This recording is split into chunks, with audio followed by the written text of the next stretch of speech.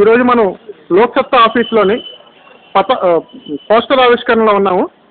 అవినీతికి వ్యతిరేకంగా శ్రీమతి డాక్టర్ ఆలూరి విజయలక్ష్మి గారు మరియు మహిళా సత్తా మెంబర్లు అందరూ కలిపి ఈ పోస్టర్ని ఆవిష్కరించడంలో ఉన్నారు. ఇప్పుడు మనం పోస్టర్ ఆవిష్కరించారు, అది దాన్ని చూపిస్తున్నాను నేను ఈ పోస్టర్ని.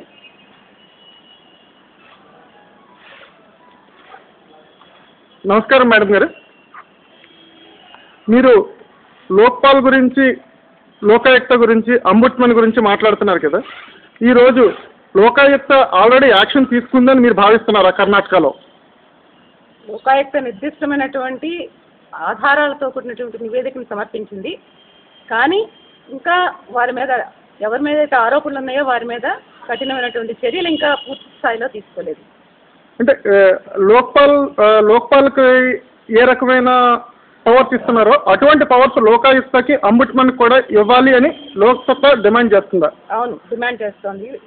కింది స్థాయి నుంచి పై స్థాయి దాకా ఇవి స్వతంత్ర ప్రతిపత్తి కలిగినటువంటి సంస్థలుగా యాక్ట్ చేయగలిగితే అవినీతిని నిరోధించడానికి చాలా అవకాశం ఉంటుందనేది లోక్సత్తా అభిప్రాయం.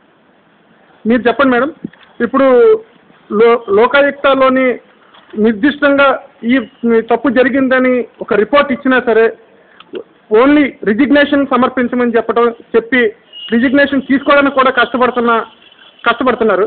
దీనివల్ల ప్రజల్లో లోకాయుక్త పట్ల ఎటువంటి భావం వస్తుంది?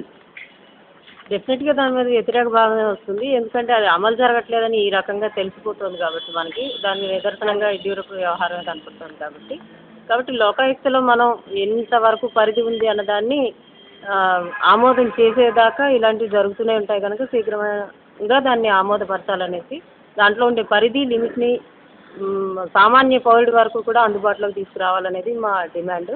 దాన్ని అమలు జరిగే వరకు మేము మా విధానంలో ఉద్యమాల ద్వారాగా సంతకాల సేకరణ చేస్తూ ముందుకు తీసుకెళ్తామని మా డిమాండ్స్ని మేము తెలియజేస్తాం.